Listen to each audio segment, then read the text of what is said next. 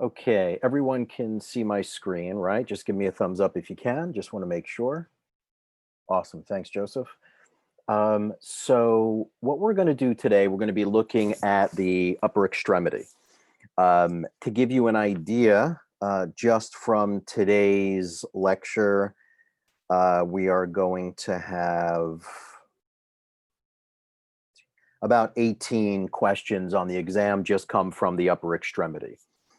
What we did last week, there was about, when we did the face, neck, eye, stomach, posterior torso, plus the sarcomere, that's about 15 to 16 questions on that. Okay. So today, about 18 questions and a combination of both pure identification, structure, as well as some function. I think overall there'll probably be maybe about eight questions on function. When I say function, it is the action. Okay, what does this muscle do?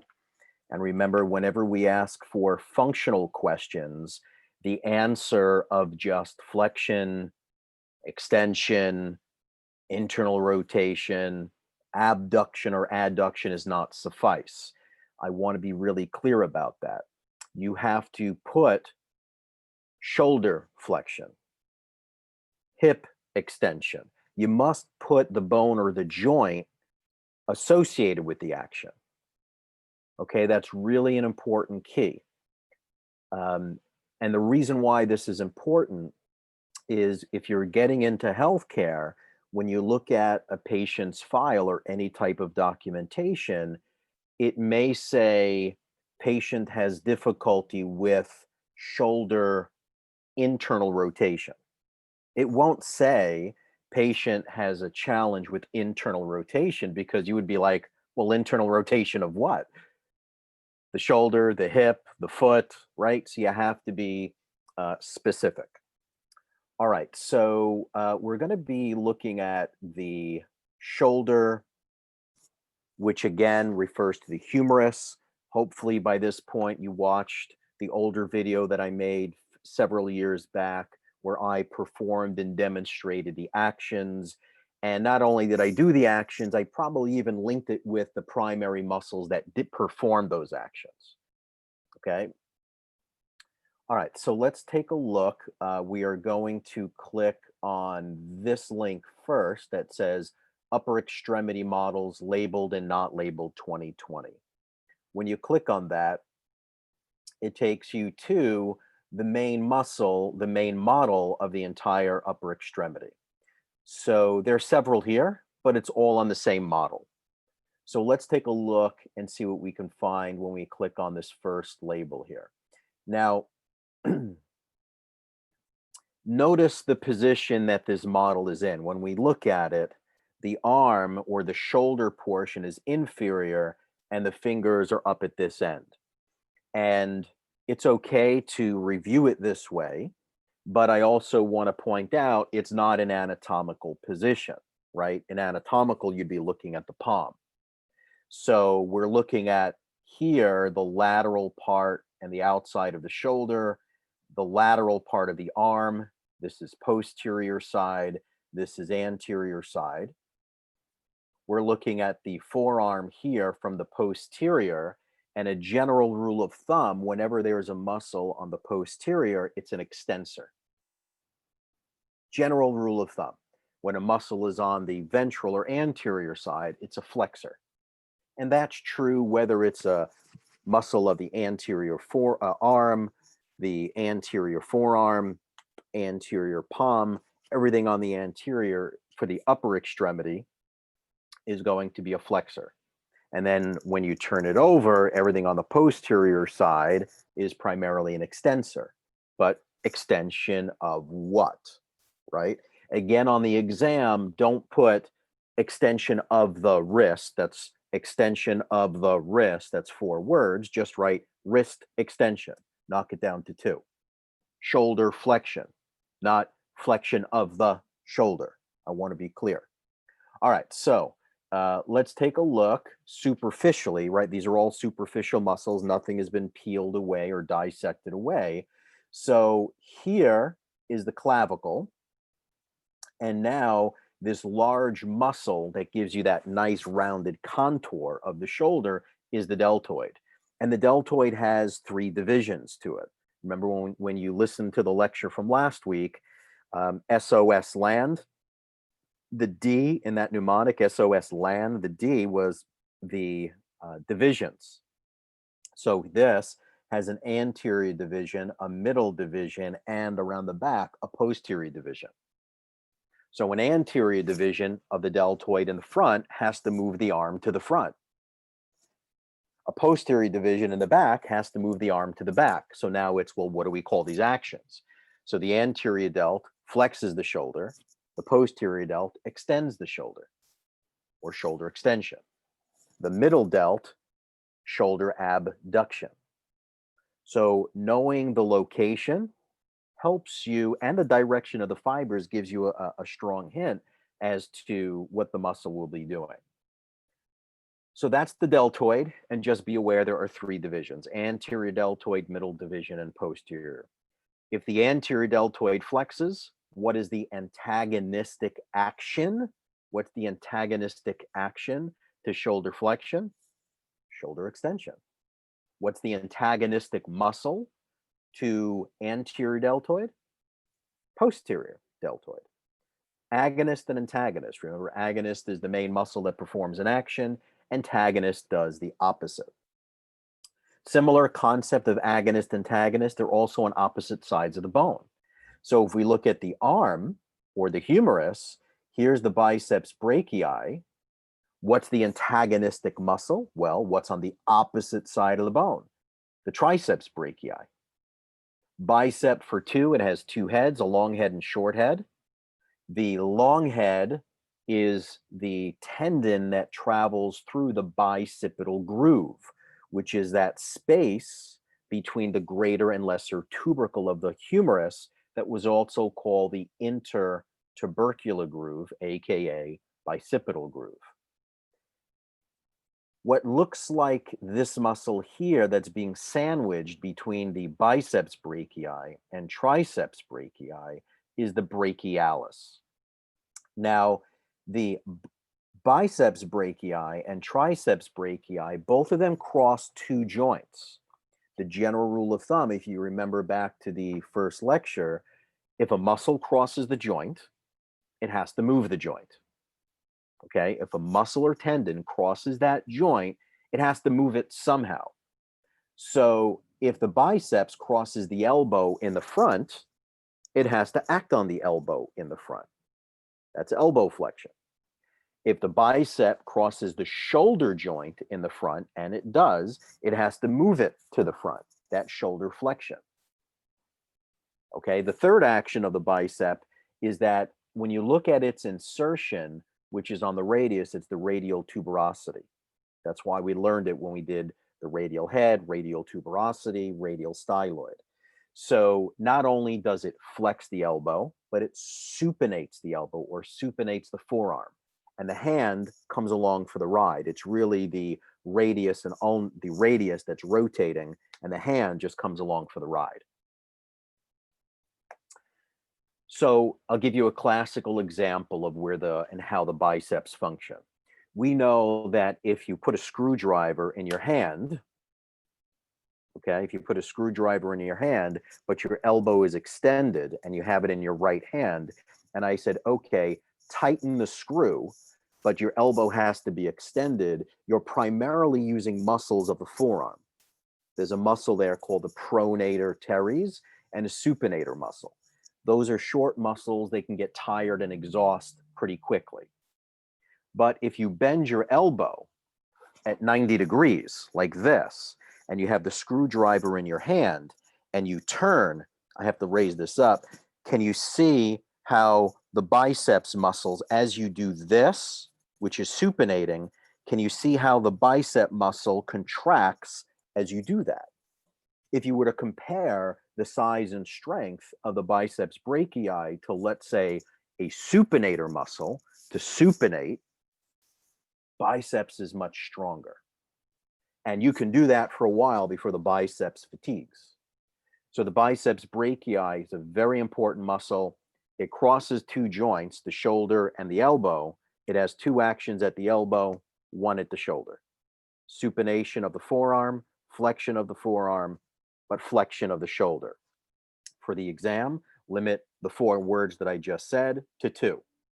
Shoulder flexion, forearm supination, forearm flexion. Shoulder flexion, elbow flexion, and forearm supination. Now the brachialis only crosses one joint. It's a powerful muscle. It only crosses the elbow joint. It doesn't cross the shoulder, so it's only an elbow flexor. That's all it does. And it happens to be most powerful, believe it or not, when your hand is in the pronated position. This is why if you ever watch people train or exercise, sometimes they'll do elbow curls and you'll see them do it this way with the forearm supinated. You'll see them do what's called hammer curls when the hand is neutral. And then you'll see them do it pronated and they'll do curls this way because they're focusing on 3 different muscles. When you're flexing with the elbow supinated, that's the biceps brachii. When you're flexing the elbow with the hand in the pronated position, that's the brachialis. And when the hand is neutral, we call it the politician muscle, the handshaking muscle, that's the brachioradialis.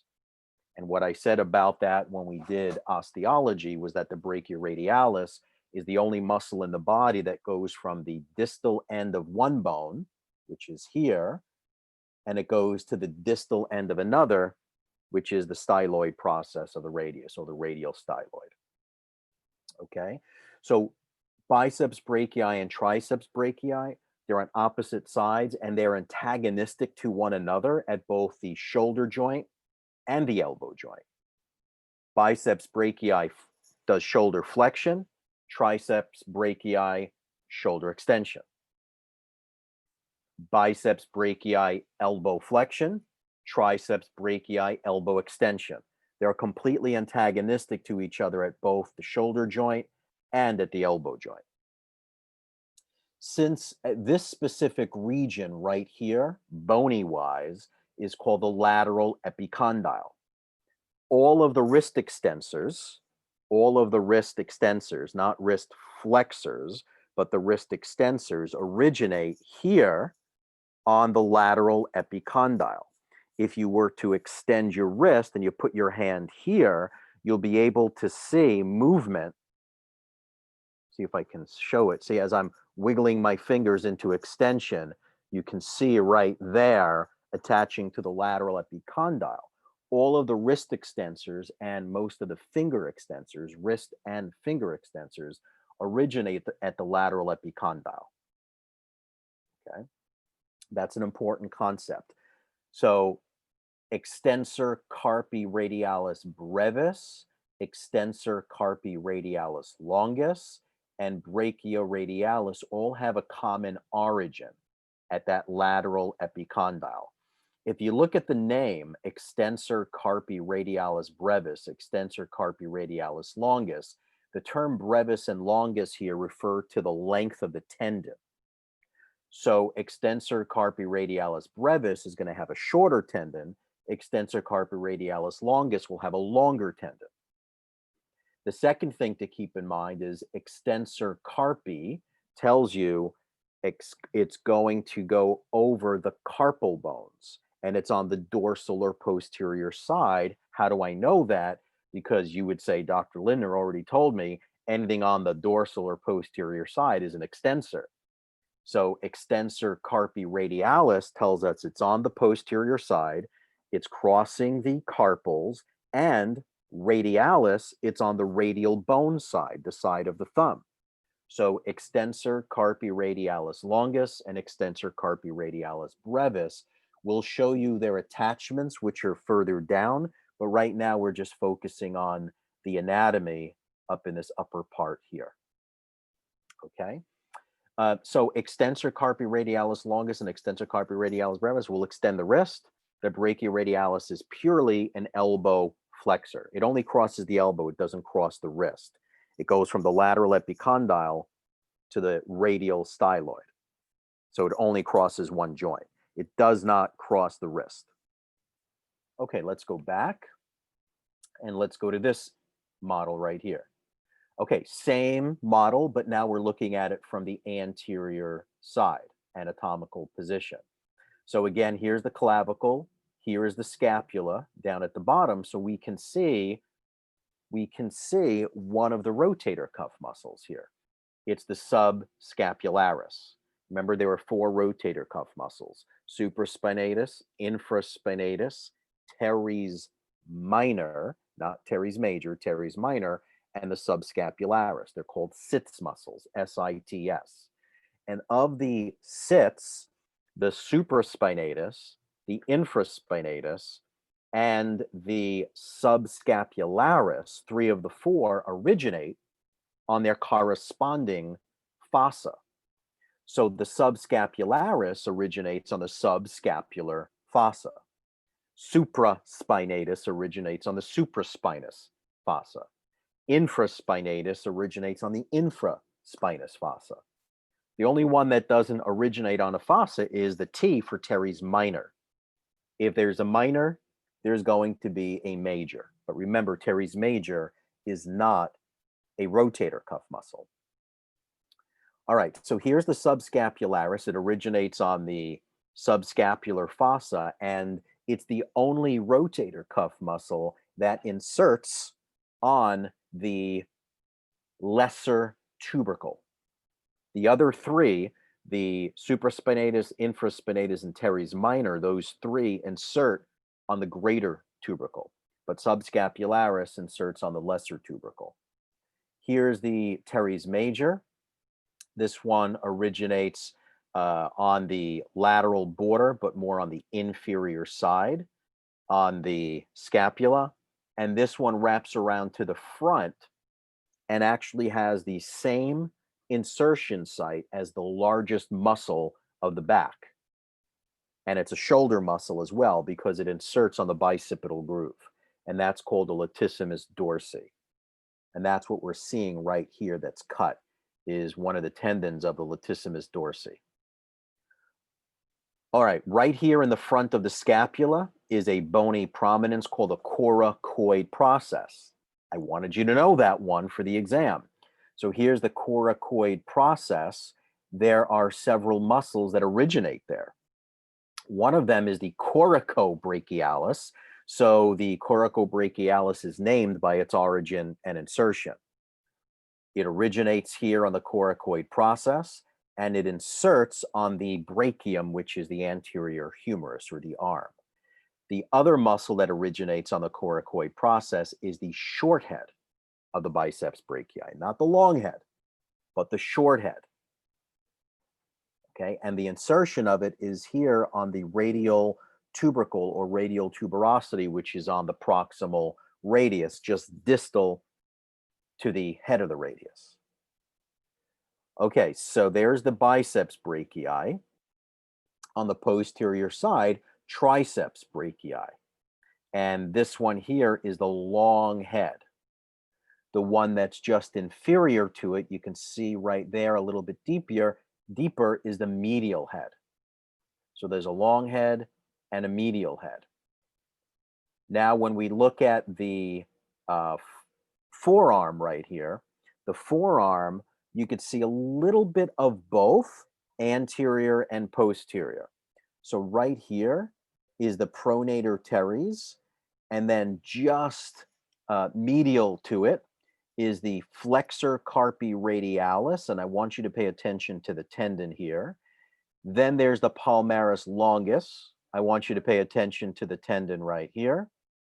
And then most medial is the Flexor Carpi Ulnaris, and I want you to pay attention to the tendon over here. Now you can see this soft tissue structure right here called the Flexor retinaculum. It's also referred to as the Volar Ligament or the Transverse Carpal Ligament. The purpose of this ligament that goes from the lateral two carpal bones to the medial two carpal bones. It kind of acts as like a watch band or a bracelet, and it's going to hold down all of the flexor tendons that run deep to it this way, right? So it's going to hold them down. Most of them are going to tuck right underneath it, with the exception of the Palmaris Longus, which is superficial to it right here, okay? So flexor, if you look at the Palmaris Longus, it's superficial to the flexor retinaculum, while many others go deep or just attach to it. So with these four right here, 1, 2, 3, 4, I want you to use these 4 fingers to help yourself remember it, and you place the thenar pad right over your medial epicondyle, and then you display the 4 tendons. 1, 2, 3, 4. The pinky is out of the way. Okay, once you do that, those 4 fingers would be symbolic of 1, 2, 3, 4. The thumb, the pointer, the middle, and the ring finger. Pronator Teres, it's going to pronate the forearm. Then you have the flexor carpi radialis. Remember we did the extensors before? Extensor carpi radialis longus, extensor carpi radialis brevis. They were on the posterior side. Now we're looking at the ventral side, the anterior. So if you look at them, you have to know your anatomy and go, okay, the thumb is on the radial side and the pinky is on the ulnar side. So this, when we name it and it does cross the wrist, we'll call it flexor carpi because it crosses the carpals, flexor carpi radialis. The one on the other side, we'll call it flexor carpi ulnaris. And the one in the center that goes down the center of the palm with the long tendon, Palmaris longus. Okay, all of them flex the wrist. All of them flex the wrist, with the exception of Pronator Teres. That's obvious because Pronator Teres doesn't come close to the wrist. If it crosses the joint, it has to act on the joint. So flexor carpi radialis, Palmaris longus, and flexor carpi ulnaris, all 3 of them flex the wrist, and all 4 of them could potentially flex the elbow because they cross the elbow, but it's not their primary action. The only one that has a primary action at the elbow or the forearm is the Pronator Teres, in which case it pronates or rotates it down, right? Pronation of the forearm or forearm pronation. These other 3, wrist flexion. Now, because the flexor carpi radialis is on the radial side, besides flexion of the wrist, it does what we call radial deviation.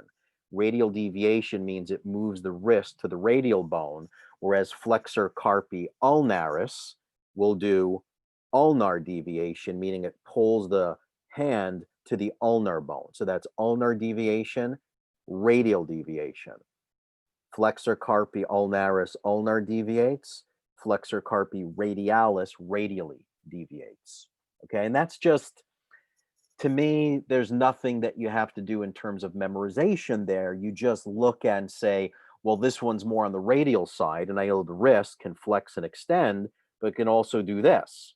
All right, so what muscles are going to pull down? It's got to be the 2 that are on the ulnar side.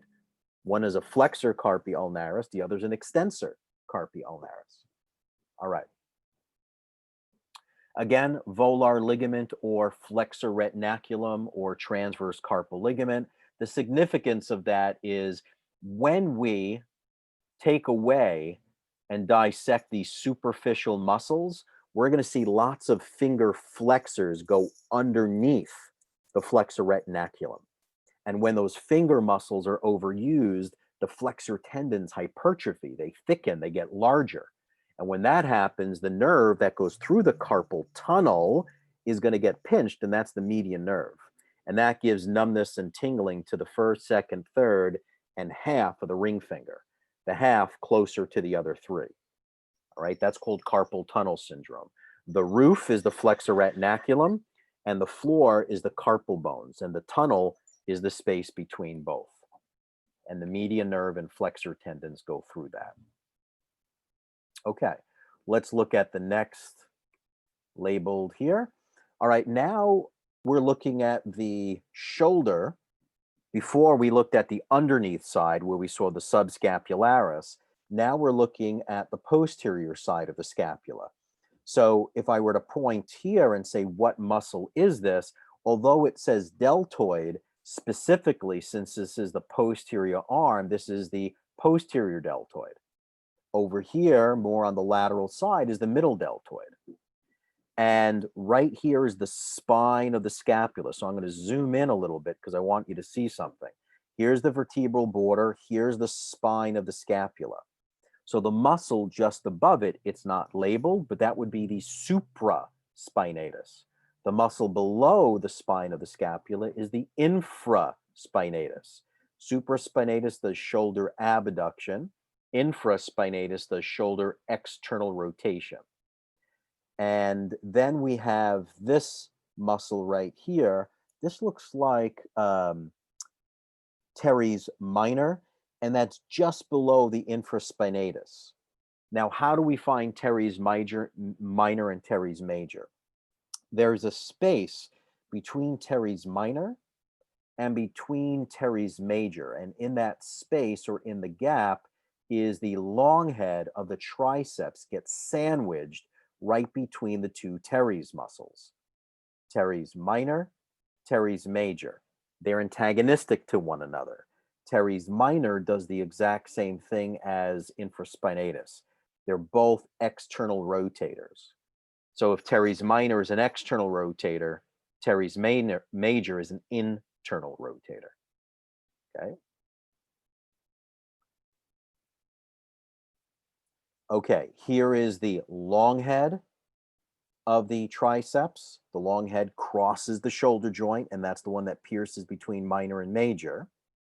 Just distal is the medial head, and then more anterior, here is the lateral head of the triceps. All of them cross the elbow. All of them cross the elbow, and they do elbow extension or forearm extension, both the same thing. Okay. Okay, let's look at this one labeled. Now we're honing in on the proximal part of the forearm. And again, since we see the back of the hand, we have to assume that all these are extensors because we're looking at the back. Up here is the lateral epicondyle. I refer to this as the mobile wad of 3. The mobile wad of 3, if you put your hand in this position and you grab the bulk of this right here at the lateral side where the lateral epicondyle is, you can actually grab the belly of 3 muscles, and it's these 3 right here: Brachioradialis, ECRL, and ECRB. Extensor Carpi Radialis Longus and Extensor Carpi Radialis Brevis. Those are the mobile wad of 3. 1, 2, 3 bellies. Okay, now to identify and label these, we know that they're going to be extensors, and now we follow the tendons down. Remember, there was a flexor retinaculum on the anterior side. This is the extensor retinaculum on the posterior side. And the function of it is the same as the flexor retinaculum, with the exception that the volar ligament or the flexor retinaculum on the anterior side held down the wrist flexors. The extensor retinaculum is going to hold down the wrist or finger extensors. So let's take a look at the extensor digitorum. We look at the belly, but let's follow the tendon. When you follow the tendon down, it goes under the extensor retinaculum. And let's look at this. It kind of splits, right? One goes to the second digit, one to the third, and one to the fourth. That's called the extensor digitorum. There is no longus or brevis in that one. It's just extensor digitorum. Its primary action is to extend the digits. When we move off to the side and we go, how do we name this one? Well, we know it's an extensor. Let's follow the tendon. Yep, it's crossing the carpal, so it's an extensor carpi. Now let's give it a last name. Is it on the radial side or is it more on the ulnar side? Well, it's more on the ulnar side. So let's name it Extensor Carpi ulnaris. Well, what is the action of Extensor Carpi ulnaris? It doesn't have the word digit in there, so it doesn't extend the digit. It crosses the carpals on the ulnar side. It extends the wrist. Well, what else does it do besides wrist extension? Well, it's on the ulnar side, and remember I demonstrated what ulnar deviation is.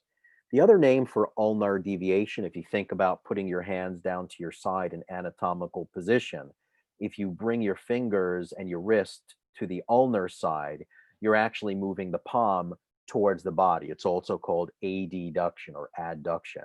When you move to the radial side, that's abduction or wrist abduction. Okay, down here, there are another 3 important structures. So there were 3 up here. I call them the mobile wad of 3. And then there's these 3 right here. We have 1, 2, plus this tendon 3. These 3 help make up this little gap right in here, this little space. So this little space, when you lift up your thumb and you do thumbs up, you're going to see that there's a depression right here. That depression is called the anatomical snuff box.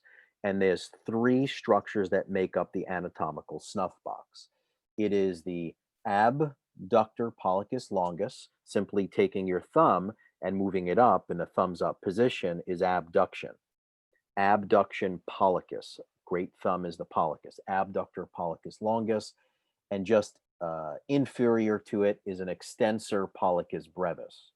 If there's an extensor pollicis brevis, it's got a short tendon. Here's the extensor pollicis longus, a much, much longer tendon. So extensor pollicis brevis, extensor pollicis longus, and abductor pollicis longus, those 3 help make up that depression in here called the anatomical snuff box.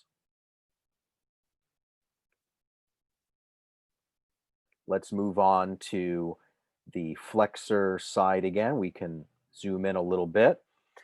Here's the elbow. There's your biceps brachii. Here's your pronator teres, and here's your brachioradialis. If you look at this, the brachioradialis originates on the lateral epicondyle of the humerus, where all of these wrist flexors originate on the medial epicondyle. So this depression is called the cubital fossa, and the cubital fossa has a lateral border and it has a medial border. The medial border is this because it's on the pinky side, and that's the pronator teres, and the lateral border of it is the brachioradialis, and then there's the depression. This is where you would put the diaphragm or bell of a stethoscope when you're listening to someone's blood pressure. It's in the cubital fossa, right between these 2 muscles. Okay, if we look at the brachioradialis, it's the only muscle in the body that originates at the distal end of one bone, lateral epicondyle, and goes to the distal end of another, radial styloid. Okay, it flexes the elbow in the neutral position. Here, pronator teres. Here, flexor carpi radialis. It's on the thumb side, so you can see it right there. Then we have the palmaris longus right down the center of the palm, superficial to the flexor retinaculum, aka volar ligament, aka transverse carpal ligament. Okay. On the posterior side, you could see a little bit 2 of the 3 bellies that make up the anatomical snuff box. It's the abductor pollicis longus that has the longer tendon, and then extensor pollicis brevis, the shorter. But you can see that they come right down. If we hone in and zoom in, we could see the abductor pollicis longus attaches right here to the proximal first metacarpal. So that means it's going to attach right there, and it's going to pull the metacarpal into abduction, which brings the distal part of the thumb up.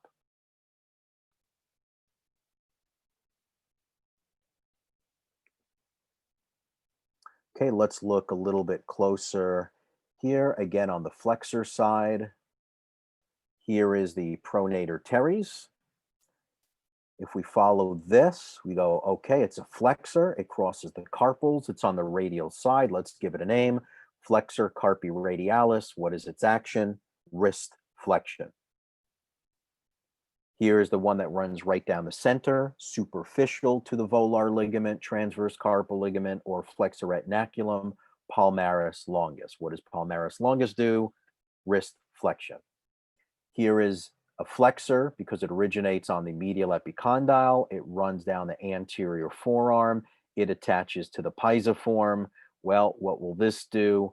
It will flex and also ulnar deviate the wrist, flexor carpi ulnaris. Now, if we were to peel this away, if you look underneath the tendons of the flexor carpi radialis, the palmaris longus, and flexor carpi ulnaris, if you look here and we zoom in, we could see that there's a belly of a muscle on the outside and inside of these tendons, but it's deep. It is the largest muscle of the forearms anterior, and it's called the Flexor Digitorum Superficialis. Flexor Digitorum Superficialis. It is the most superficial muscle of the finger flexors. Okay. All right, let's see if we can get a better look at that on another image. Let's go here now. So here, what we did was we peeled away. Here is the medial epicondyle. We stripped away the Pronator Teres. We could see that it's cut right here. We peeled away the belly of the flexor carpi radialis. We peeled away the belly of the palmaris longus, but we can still see the flexor carpi ulnaris because that's more medial. When we peel away the belly of these, here is the flexor digitorum superficialis. We could see here's the belly of it. It's going to go right down underneath or deep to the flexor retinaculum, and it's going to go to the digits. It's going to attach to digits 2, 3, 4, and 5.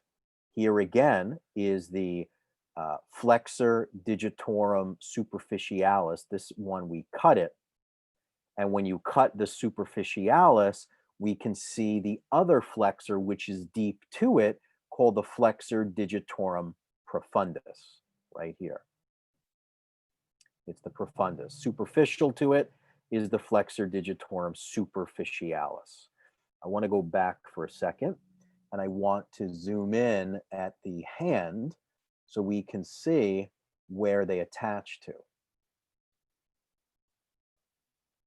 Okay, so digits 2, 3, 4, and 5 are going to have the tendons of the flexor digitorum superficialis. But what's unique about these, when they go down and deep underneath the flexor retinaculum, they're going to attach not to the proximal phalange, not to the distal phalange, but the middle phalanges of digits 2, 3, 4, and 5. But notice they attach to the lateral and medial side of them, and they create a split or an opening in the center of each of them. And the reason why there's a split is so that the deeper one, which is the flexor digitorum profundus, can travel and pierce right through that, and that one attaches right to the distal phalange. So the flexor digitorum profundus, since that tendon goes all the way to the distal phalange, that means it crosses the distal interphalange joint, the proximal interphalange joint, the metacarpal phalange joint, and the carpal metacarpal joint. Because it crosses all of those joints, the flexor digitorum profundus can flex the wrist, flex the metacarpal phalange, flex the proximal interphalange, and flex the distal interphalange joint. It can do everything. However, the flexor digitorum superficialis can flex at all the proximal joints, and since it attaches at the middle phalanx and doesn't cross over the distal, it could do all of them except for that. It can't flex the distal interphalangeal joint if it doesn't cross it. Remember the general rule of thumb. If it crosses the joint, it moves it. Okay. Let me just see if we can minimize that. So again, Flexor Digitorum Superficialis, that's the largest belly of the anterior forearm, but it's cut so we can see Profundus. Profundus goes all the way deep, goes deep to the flexor retinaculum, as does the Flexor Digitorum Superficialis. It's those tendons that thicken and hypertrophy with finger overuse and can pinch the median nerve, causing carpal tunnel syndrome. All right, let me look here just to show you again the scapula. So here is the Subscapularis, right? Here's the Coracoid Process. There's Teres Major. Here's the Coracoid Process. We could see the Coracobrachialis, and this right here is the short head of the Biceps Brachii. What else do we see here? This is part of the pec major. Pec major has clavicular fibers and it also has sternal fibers. Because it's not showing the sternum there, we can't see it. Let's look at the posterior part, just focusing in on the rotator cuff. Here is the spine of the scapula. Remember, if you turn this upside down, it may make a little bit of sense, but then the words will be upside down. But here's the spine of the scapula, and above it, even though it's our reading inferior, remember we have to look at the body in anatomical position. So this is the spine of the scapula. Above it is the supraspinatus. Below it is the infraspinatus. Here's teres minor and major that sandwiches the long head of the triceps. Okay, the supraspinatus is a shoulder abductor. Infraspinatus and teres minor are both external rotators of the shoulder. Teres major is an internal rotator of the shoulder.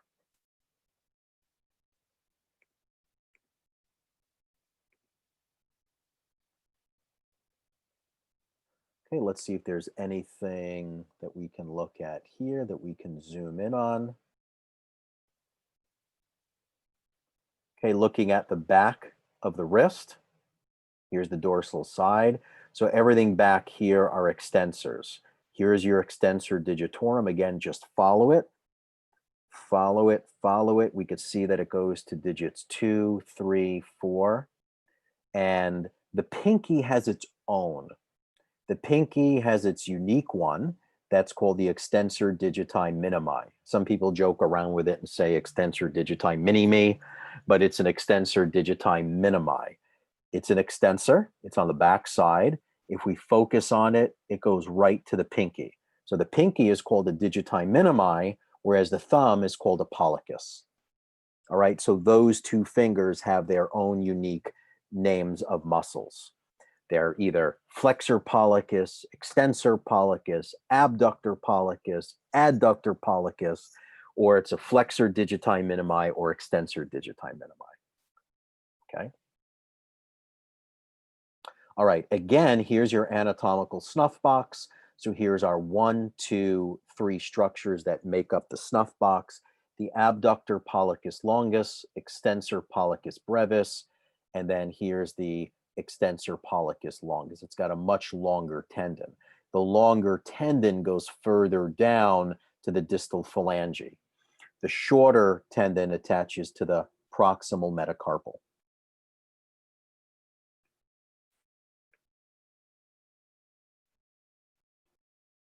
Okay, let's see if there's anything left here that we didn't cover.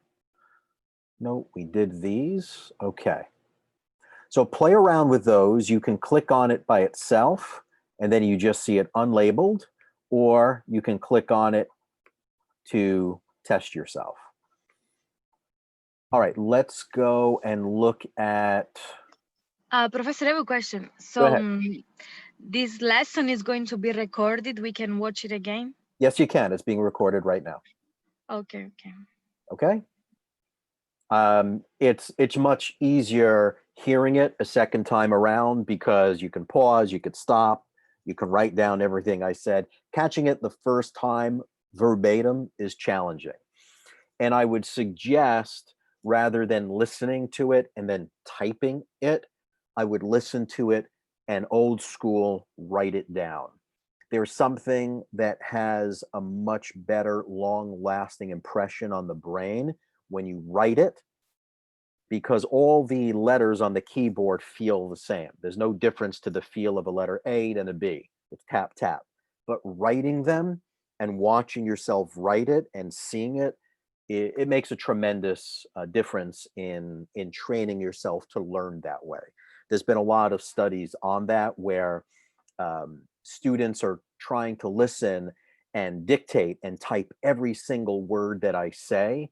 You can't possibly learn that way. It's much better to be present, listen, write some keywords, just keywords that allow you to go back and research that. Much, much better and more effective. Okay, let's look at the models of the head, neck, arm, and thigh. Let me just see if that's the one I wanted. Yep. Last week we did the head and neck. Let's look at the arm and the leg. So this picture is much like the one that we've already covered. It's just in a PDF. So up here, I like this because now this one is in anatomical position. You can self-test yourself just by looking at the numbers. So here's the spine of the scapula. Above it would be the supraspinatus. Here is the deltoid, and you would have to go, all right, here's the clavicle, here's the spine. So exactly where number 7 is the middle fibers or the middle deltoid. On this side, anterior deltoid. On this side, posterior deltoid. Number 2 is the infraspinatus. Number 4, teres minor. Number 3, teres major. Here is number 11, which is the long head. Right here, Triceps brachii, but right here, the long head, if we rotated that around, you would see that it's getting pierced between number 3 and number 4. And on the anterior side, this is the clavicular division of pec major. Number 9, biceps brachii. Number 11, lateral head of the triceps brachii. This portion, long head of the triceps brachii.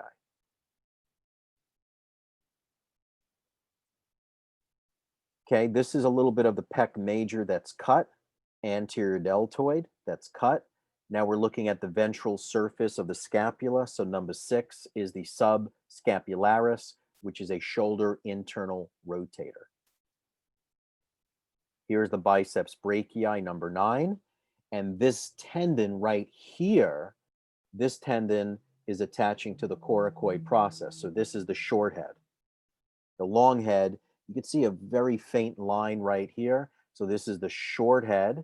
The long head would be here going through the bicipital groove, attaching or originating on the supraglenoid tubercle.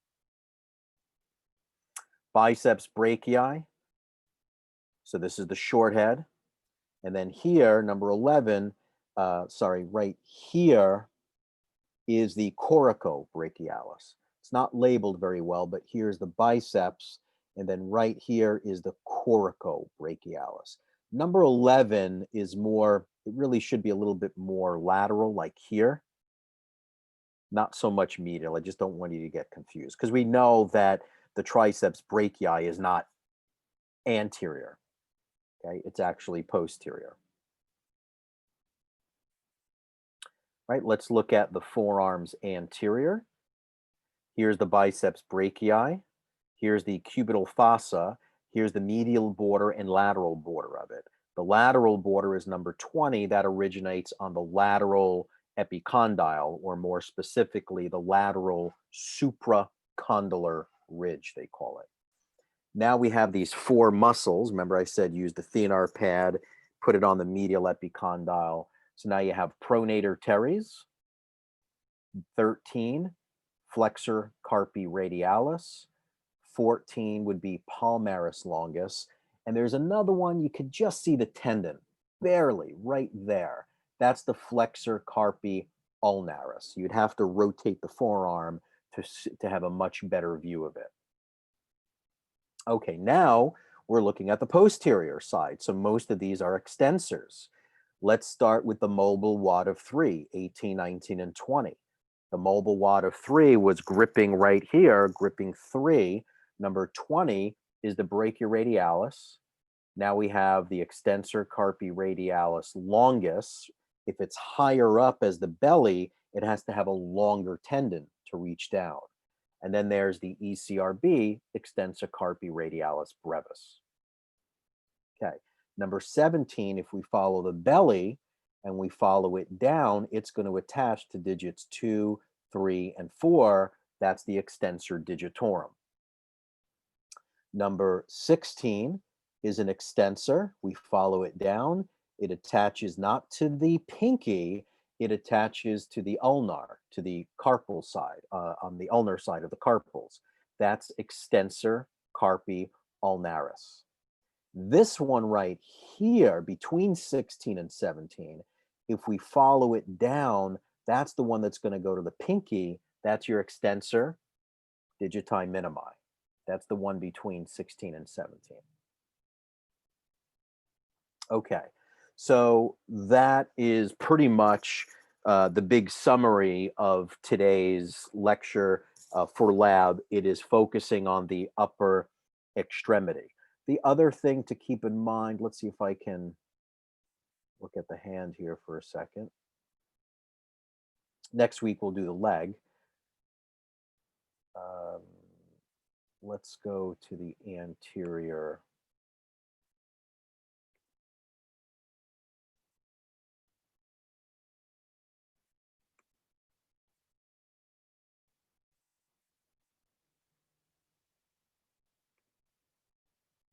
Okay, in the hand, there is muscle that makes up the bulk of the thumb, and then there's muscles that make up the bulk here in the palm of the pinky.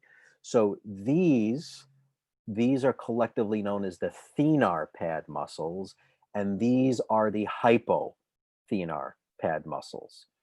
And there's a little easy way to remember them. They're oaf muscles, O-A-F, oaf and oaf. The O on the thumb is for opponens pollicis, the A is adductor pollicis, and the F is flexor pollicis. And then the 3 that make up the pinky side, oaf again, opponens digiti minimi, A for adductor digiti minimi, and then the F for flexor digiti minimi. So when you're doing this, you're flexing and opposing the thumb and the pinky. So you have the opponens pollicis and opponens digiti minimi, and then you have the flexor pollicis and flexor digiti minimi that allow that to happen. When there's median nerve damage, you see this large, thick nerve right here running down the center, and then you can see that it goes to the first, the second, the third, and half of the ring. That's the median nerve. When the median nerve gets damaged in a carpal tunnel, this atrophies. The thumb atrophies, and then you get a condition called apand, where the thumb can't oppose anymore. It just sits in this position like a monkey or an ape. When the ulnar nerve gets damaged, and that's right here, then this atrophies or wastes away. You get that a lot with what's called handlebar nerve palsy, where people do long distance biking and the pisiform compresses the handlebars of their bicycle, or from being on a computer and using a mouse all day and the pisiform compressing the table. You can get paresthesia or compression right through here, weakening these muscles as well. Okay.